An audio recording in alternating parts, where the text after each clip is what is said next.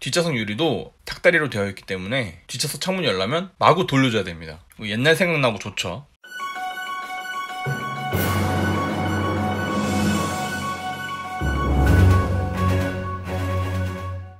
안녕하세요. 가격표 번역기 차파고입니다. 오늘 번역해드릴 가격표는 기아의 2019년형 올류 모닝입니다. 1부에서는 등급별 장단점에 대해 말씀드리겠습니다. 그럼 시작하겠습니다. 베이직 플러스 트림입니다. 1090만원이고요. 장점 먼저 설명드리겠습니다.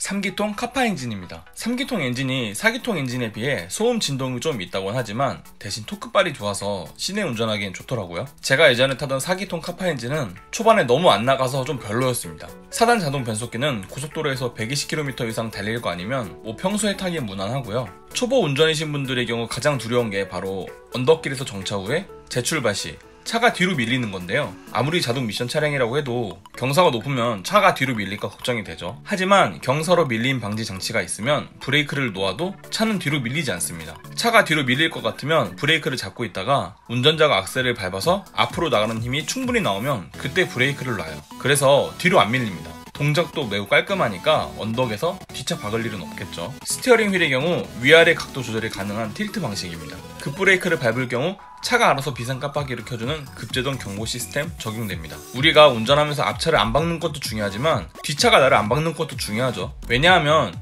원래 차라는 게 전방 충돌에 대한 대비는 잘 되어 있지만 후방 충돌 테스트 그런 건 안 하잖아요. 그래서 뒤에서 받쳤을 땐 제가 앞을 박았을 때보다 오히려 충격이 더 크게 들어옵니다. 그래서 뒷차가 갖다 박지 않도록 나의 급제동을 경보해주는 시스템은 꼭 필요하다고 봅니다. 후방 센서 적용되는데요. 물론 카메라도 좋지만 카메라로 보는 것과 센서가 알려주는 건 확실히 다릅니다. 특히 양쪽 사이드의 경우 카메라보다 센서를 믿는 게 나아요. 아무리 운전에 능숙한 분이라고 해도 안전을 위해서라면 후방 센서는 필수입니다. 무선 폴딩키가 들어갔기 때문에 문을 잠그는 건 역시 전동으로 할 수 있습니다.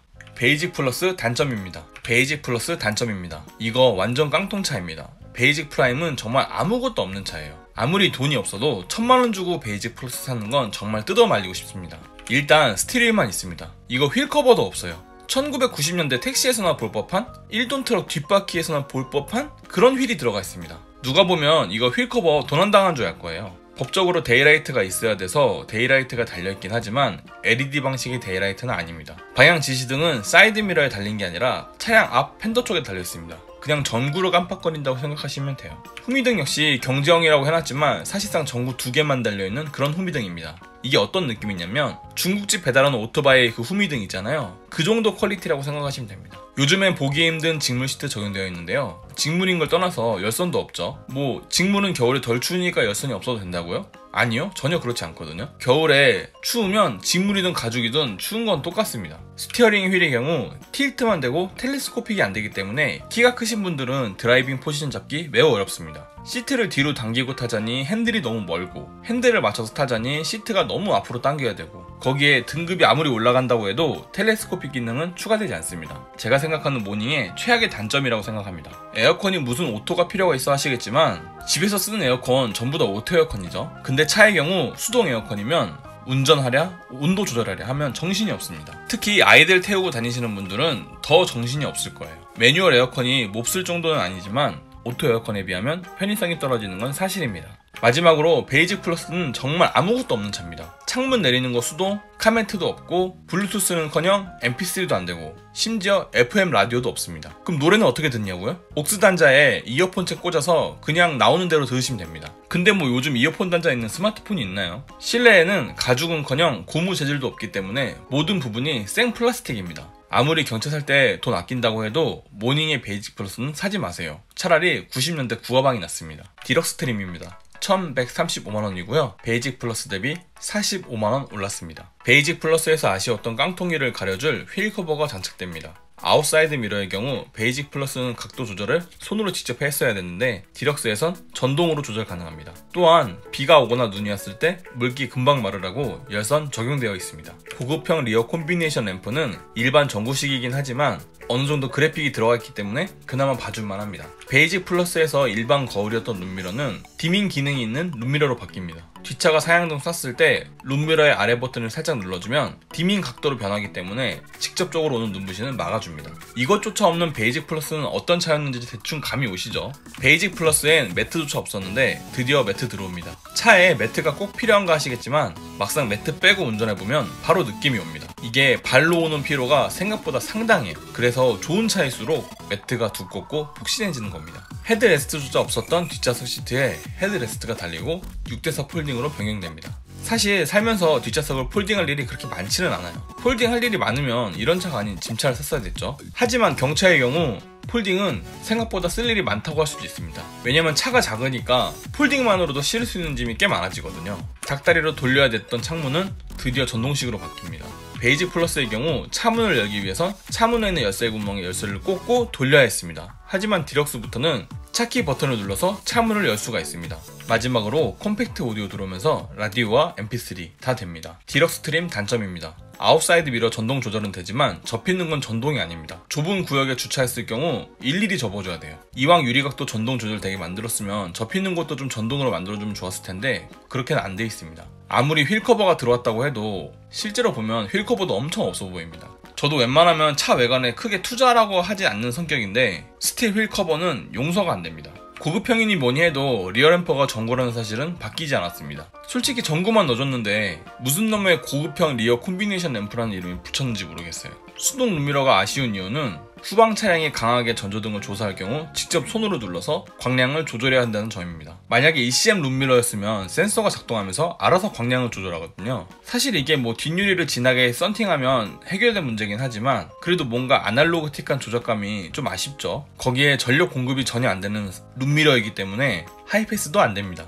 스마트키 없습니다. 물론 혼자 타고 다니시는 분들에겐 폴딩키나 스마트키나 그게 그거라고 생각할 수도 있어요. 아무리 그렇다 해도 폴딩키가 불편함이 있는 건 사실입니다. 남자들이야 대충 주머니 아무데나 넣고 다니면서 쓰면 되지만 여성분들의 경우 자동차 키를 가방에 넣고 다니시잖아요. 근데 폴딩키는 일일이 꺼내서 문 열어주고 꽂아서 시동 걸어줘야 하기 때문에 좀 불편합니다. 콤팩트 오디오의 경우 블루투스는 되지 않습니다. 요즘 누가 USB 꽂아서 음악 듣나요? 이왕 꽂아주는 오디오 시스템 블루투스 좀 넣어주지 이건 왜 뺐는지 모르겠습니다. 마지막으로 열선 시트 기능 없고요. 뒷좌석 유리도 닭다리로 되어 있기 때문에 뒷좌석 창문 열려면 마구 돌려줘야 됩니다. 옛날 생각나고 좋죠. 트렌디 트림입니다. 1235만원이고요. 디럭스 대비 100만원 올랐습니다.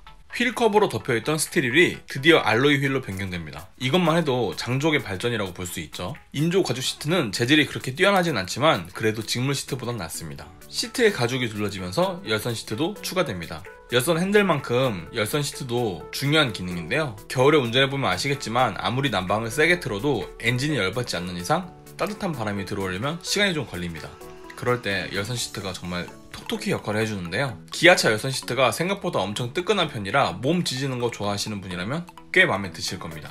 뒷좌석에 있던 닭다리가 전동식으로 바뀝니다. 이건 옛날 느낌 나고 참 좋았는데 아쉽네요. 앞에서 아쉬워했던 사이드미러가 드디어 전동식으로 접힙니다. 이제 문 잠금 풀면 펴지고 문을 잠그면 접히는 거예요. 이전에는 오디오 볼륨 조절이나 다음 곡, 이전 곡 재생을 센터 페시아에 있는 버튼으로만 했어야 되는데 스티어링 휠 리모컨이 들어오면서 스티어링에서 전부 컨트롤 가능합니다. 이게 운전할 때는 정말 중요한 부분인데 곡 넘기려고 일일이 센터 페시아에 손이 안 가도 되니까 좋죠. 마지막으로 블루투스 연결 가능해지면서 전화도 받을 수 있게 되고 스마트폰 음악을 스트리밍으로 들을 수 있습니다. 트렌디 트림 단점입니다. 아직도 핸들은 가죽 스티어링이 아닙니다. 우레탄 재질이기 때문에 많이 미끄러울 거예요. 거기에 스마트키도 빠져 있습니다. 그나마 트렌디는 깡통 수준은 좀 벗어났구나 생각하시면 됩니다. 럭셔리 트림입니다. 1350만원이고요. 트렌디 대비 115만원 올랐습니다. 스티어링에 가죽이 둘러지면서 열선 스티어링 기능이 추가되는데요. 열선 스티어링이 겨울엔 정말 꿀 기능이죠. 특히 수족냉증에 고생하시는 분들은 아침마다 꽁꽁 얼어붙는 핸들 잡는 거 정말 고역입니다. 열선 스티어링의 경우 작동만 하기만 하면 생각보다 빨리 온도가 올라오기 때문에 편하고요. 특히 겨울에는 두 손으로 핸들을 꼭 잡고 운전하게 되기 때문에 안전 운전에도 도움이 됩니다.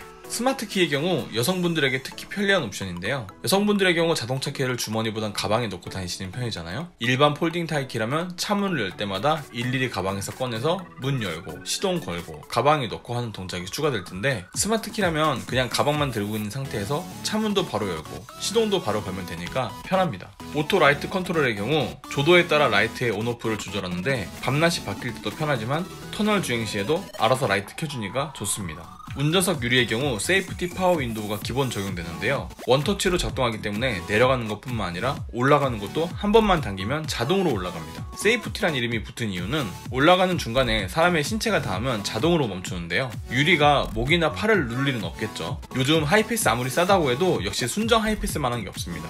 보기에도 깔끔하고 배터리를 갈지 않아도 되니까 편합니다. 럭셔리 트림 단점입니다. 가격 상승 대비 외관만 좀 바뀌고 내실은 바뀐 게 별로 없습니다. 그래도 이 정도 되면은 옵션 안 넣고 탈만하긴 해요. 프레스티지 트림입니다. 1445만원이고요 럭셔리 대비 95만원 올랐습니다. 전방 충돌 경고 시스템이 추가되면서 긴급 제동 보조도 같이 들어갑니다. 앞차가 갑자기 속도를 줄이면 차가 먼저 파악해서 경고해주고, 그래도 운전자가 브레이크를 밟지 않으면 차가 알아서 브레이크를 밟아주는 시스템인데요. 이게 생각보다 운전하면서 경험할 일이 좀 있더라고요. 이게 막상 경험을 한번 해보면 아, 내가 좀 안전한 차에 타고 있구나 라는 생각이 들기도 합니다. 운전석 무릎 에어백이 여기서 추가되는데요. 이게 반갑긴 하지만 한편으로 이 이하 트림에서는 없다는 게 좀 아쉽긴 하네요. 이제까지 드럼 방식으로 바뀌던 브레이크가 디스크 브레이크로 바뀝니다. 드럼식보단 디스크식이 브레이크 냉각에 훨씬 더 효과적이고 즉각적이기 때문에 안전에선 유리합니다. 모닝 광고에서 나오는 포르쉐스러운 휠은 이제 프레스티지쯤 가야 볼 수 있습니다. 경차에 16인치 휠이니 정말 대단하죠. 풀 오토 에어컨이 드디어 들어왔습니다. 수동식 에어컨은 문제가 내 맘에 딱 맞는 온도 설정하기가 되게 힘들거든요.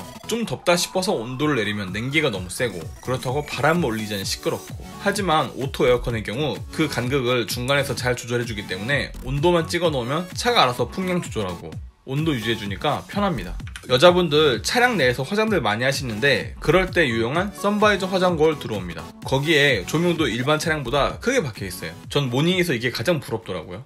프레스티지 트림 단점입니다. 차량 가격이 무려 1450만원이지만 내비게이션은 없습니다. 거기다 후방 카메라도 없어요. 근데 뭐 그런 것까진 그러려니 해보겠는데, 좌우측 깜빡이는 아직도 휀더에 전구로 달려있습니다. LED 사이드 리피터 달라면 또 옵션을 넣어야 돼요. 아니 이거 너무한 거 아닌가요? 이로써 등급별 장단점에 대한 설명은 끝났습니다. 2부에서는 차파고가 제안하는 최상의 가성비 조합에 대해 설명드리겠습니다. 도움이 되었다면 구독과 좋아요, 도움이 되지 않았다면 싫어요를 꼭 눌러주세요. 감사합니다.